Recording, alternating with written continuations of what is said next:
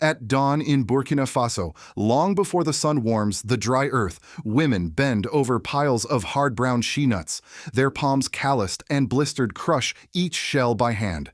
For generations, this labor was hidden, unvalued, and bought for pennies. And yet on August 1st, 2025, their work became the center of a storm that shook the world. That morning, in the quiet capital of Ouagadougou, the silence broke not with thunder, but with a fax from Washington. Without warning, the United States imposed a crushing 50% tariff on all Shea butter imports from Burkina Faso. It was more than a tax. It was a threat. The message was clear: bend or break. For a nation where over 160,000 women depend on Shea butter for food, medicine, and school fees, this was not politics. It was survival. But President Ibrahim Traoré, soldier-turned-statesman, chose neither to bend nor to break. Within hours, he called his trade council, stood before the press, and declared, "This is not diplomacy. This is economic aggression." And then he made a decision that would redraw the map of global trade. What happens when a small, landlocked nation refuses to bow to the strongest power on earth? What happens when the hands of mothers and daughters become the foundation of sovereignty? Could it be that the butter in your moisturizer, the cream on your shelf, is no longer just a beauty product, but a weapon of resistance? Stay with us, because this is not just about tariffs or trade. This is about dignity, power, and the rise of Africa in places the world never expected. Tell us in the comments where you are watching from. Do you believe President Ibrahim Traoré's stand was reckless, or was it visionary? And if you are one of the first to support this new Africa, please subscribe, because together we will follow the truth, not the headlines.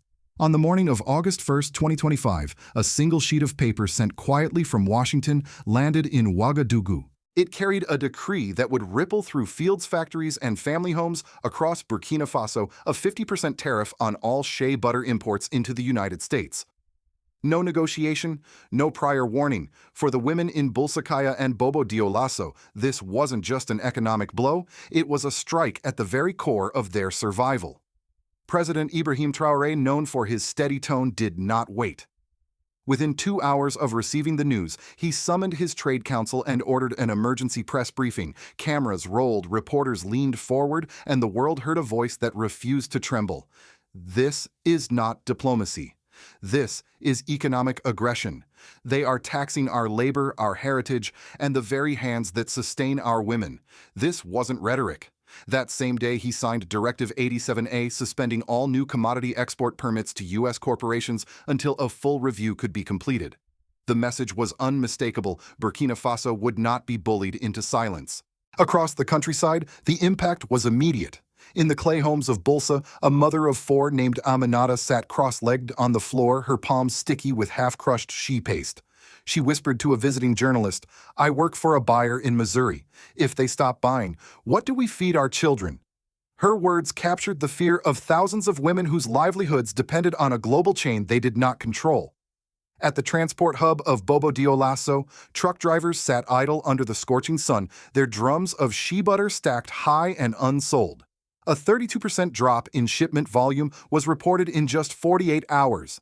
Each truck that did not move meant wages lost, meals skipped, and school fees delayed. Inside the Ministry of Industry, Minister Sor Zerbo gathered his staff. His words cut through the tension. This isn't just supply disruption. This is a test of our national backbone. Factories in Ouagadougou began halting procurement. Export managers frantically dialed contacts in Florida and Texas, but calls went unanswered. Some American distributors had already shifted orders to Ghana and Benin. For many in the Shea sector, the future looked like a cliff's edge. And yet, even as fear spread, Traoré's response remained resolute. On August 2nd, he met with agricultural unions and cooperatives. Standing before hundreds of farmers, he promised emergency assistance to prevent collapse. "They will not break us by starving our people, not while I draw breath." His words, simple but fierce, echoed in villages where women rose before dawn, knowing that their labor now carried a weight far heavier than butter. International headlines began to buzz. In Dubai and Dhaka, front pages carried the story: Burkina Faso's Shea blocked by U.S. tariff wall. But in African outlets, the tone was different. Traoré pushes back. No more begging. The global market reacted instantly. In London, Shea futures spiked 11% overnight. In Lagos, exporters paused their deals, unsure of what direction trade would take. For decades, the Shea sector had been considered stable, predictable, and overlooked. In less than a week, that certainty collapsed. From the savannah of Feta to the cooperatives of Leo, one truth became clear: this was not merely a trade dispute. It was the beginning of a larger struggle, a contest not just over prices, but over sovereignty, a battle in which the calloused hands of women crushing shea nuts at dawn had suddenly become a front line in Africa's defiance. The tension reached its breaking point on August 3, 2025. Across Burkina Faso, shipments sat idle, cooperatives braced for collapse, and families feared the worst. For many, it felt like the end of a fragile dream. Yet what came next transformed despair into defiance and defiance into history. At precisely 10:17 a.m. on August 4th, a communiqué arrived from Beijing. In a move both swift and calculated, China's Ministry of Commerce granted import licenses to 128 Burkina Faso companies. Within hours, President Ibrahim Traoré was standing in the National Palace, his hand tracing a map. First, westward, the old route drums of Shea shipped to Lomé bound for American buyers. Then eastward, his finger paused on the Chinese coast. This, he told his advisors, is no longer theory. This is our new axis. That afternoon, the deal was signed via secure diplomatic channel, a 5-year contract worth $2.1 billion free from quotas or restrictions. For the first time in the nation's history, Burkina Faso's rural economy had been given center stage by an Asian power. The message was unmistakable. What Washington tried to crush, Beijing chose to lift. The announcement ignited celebrations across the country. In the hills of Ouagadougou, women gathered beneath neem trees, dancing barefoot on the dusty earth. A cooperative leader named Ayalo, her scarf drenched in sweat, spoke with a trembling smile. "It means we work tomorrow, and next week, and maybe next year." But the ripple spread far beyond Burkina Faso.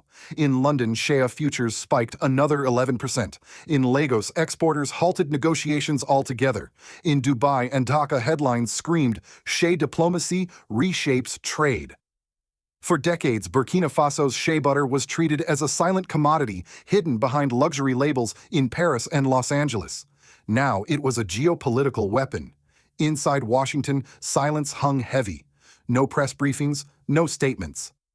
Yet behind closed doors, cosmetic companies panicked. A mid-tier brand manager in Denver admitted, "We reformulated with Ghanaian stock."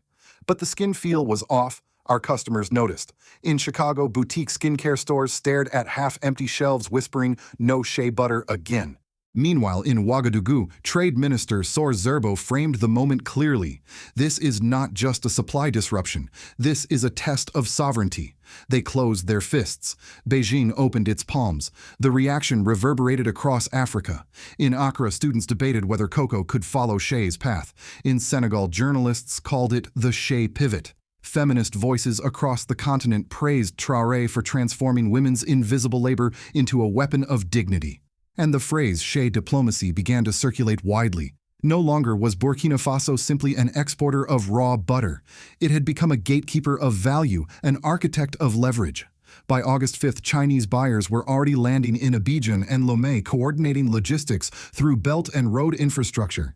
Factories in Shenzhen, Tianjin, and Nanjing prepared to expand, each promising new jobs, new refining capacity, and a new chapter in global supply.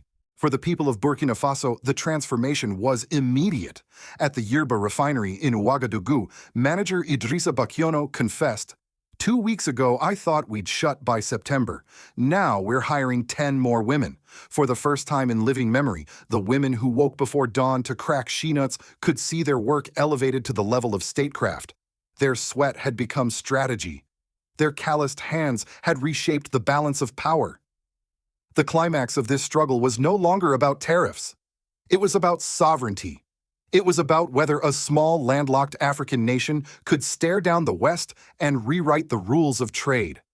On that day, August 4th, 2025, Burkina Faso stopped being a silent supplier. It became a voice, a stance, a line in the sand. The days following the China deal revealed not just an economic shift, but a profound social and political transformation inside Burkina Faso. What began as a desperate scramble for survival quickly evolved into a movement of pride and purpose. In Ouagadougou, the Yerba refinery, once preparing to close its gates, announced it would hire new workers. Manager Idrissa Bakiono walked through rows of stainless steel vats, explaining to his team, "2 weeks ago, I thought we were finished. Now we are the ones setting the pace. For women who once feared empty kitchens, this was a resurrection." Across the countryside, cooperatives that had been on the edge of collapse received emergency funds and renewed contracts. Salamata Konate, a cooperative leader in Kaya, stood before her members and declared, "They think we are just exporters. But we are mothers, we are fighters, and now we are seen." Her words reflected a truth long buried. The Shea sector was not simply an economic activity, it was a lifeline. The government moved quickly to institutionalize this moment. Schools introduced new modules on indigenous trade history. One class project asked, "What does sovereignty smell like?" A 12-year-old girl answered softly, "It smells like the butter my grandmother makes." For the first time, national pride was not tied to imported goods or foreign aid. It was rooted in the soil, in the sweat, and in the labor of Burkina Faso women. Politically, Traoré's defiance shifted the ground beneath the nation's feet. For decades, Burkina Faso had been treated as a silent supplier in the global economy, forced to accept terms dictated from abroad. Now, ministers spoke of a Shea doctrine, a strategy that demanded value be added at home before anything left the country. Exports were no longer raw. They carried the seal of women's gold, a national certification symbolizing ownership and dignity. The ripple effects extended into households. Where once women sold raw butter for pennies, they now discussed contracts, logistics, and prices. Some began taking night classes in Chinese to communicate directly with buyers. A generation that had been overlooked was suddenly standing at the center of economic strategy. Meanwhile, in the United States, the backlash was severe. Small cosmetic companies in Brooklyn, Miami, and Portland reported layoffs and reformulations that left loyal customers dissatisfied. Online reviews lamented, "This doesn't feel like the real thing anymore." Analysts noted that trust was unraveling. The very identity of American natural beauty brands was slipping away. The political cost in Washington was equally heavy.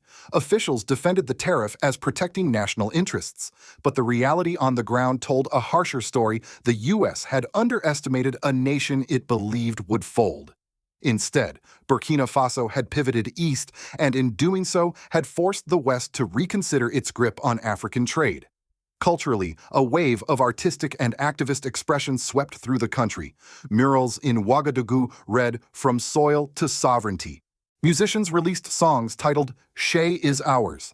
In Johannesburg and Dakar, the story of Burkina Faso's defiance became a rallying cry for those who saw themselves as trapped in systems of dependency. For many Burkina Faso, the greatest consequence was intangible but powerful dignity. As one elderly woman told a journalist, her hands rough from decades of cracking shea nuts, "We used to whisper in markets. Now our voices are heard in Beijing and New York." The tariffs meant to break Burkina Faso instead revealed a different truth. Sovereignty could be forged not only through guns or gold, but through the daily labor of women whose struggle had too long been ignored. From Washington to Beijing, from Lagos to Tokyo, the shea butter standoff became a mirror reflecting the new balance of power. In the United States, officials insisted the tariff was a matter of protecting national interest. Yet on the ground, it was American businesses, not African farmers, that buckled under pressure. Small cosmetic shops in Chicago and Brooklyn scrambled to reformulate creams, replacing shea with mango or cocoa butter. Customers noticed immediately. "It feels greasy now," one review read. Another lamented, "This doesn't smell like the real thing anymore." What Washington framed as strategy looked to ordinary Americans like a self-inflicted wound. Meanwhile, larger corporations like Estée Lauder and Unilever could mask the disruption for a while, but even they began suspending product lines. Industry analysts described the situation bluntly. You can't market authenticity if you've lost your supply chain. The tariff, meant to weaken Burkina Faso, had instead shaken confidence in U.S. markets. Across the Atlantic, China's response was decisive and deliberate. Within weeks, 3 new refining plants were launched in Shenzhen, Tianjin, and Nanjing, each calibrated to process Burkina Faso Shea into cosmetic-grade butter. For Beijing, this wasn't charity, it was strategy. By locking in a $2.1 billion contract, China secured a reliable supply chain, strengthened belt and road networks, and positioned itself as the new anchor of natural skincare. Chinese analysts even began calling Shea the lithium of beauty. Elsewhere in Asia, momentum spread quickly. Japan's dye skincare sought sourcing agreements, while Indonesia explored joint refining ventures. For the first time, an African commodity once dismissed as marginal was now reshaping decisions in Asia's boardrooms. In Africa itself, the symbolic impact was profound. Students in Accra debated whether Ghana could replicate the Traore doctrine with cocoa. Journalists in Senegal described Burkina Faso's defiance as the Shea pivot. Feminist thinkers hailed the moment as revolutionary proof that women's labor could no longer be dismissed as invisible. Even in Europe, the tone shifted. France, long accustomed to dictating terms in West Africa, now found itself competing for contracts it once took for granted. A London-based commodities consultant admitted on Bloomberg Burkina Faso used to be a whisper in trade talks. Now it's a thunderclap. At the global level, institutions like the UN Economic Commission for Africa framed the move as a structural shift. Professor Thandi Moyo of Zimbabwe called it a recalibration of sourcing power, not a one-off deal. In other words, this was no temporary pivot, it was a precedent. For the United States, the lesson was sobering. The days when African nations silently supplied resources without leverage were fading.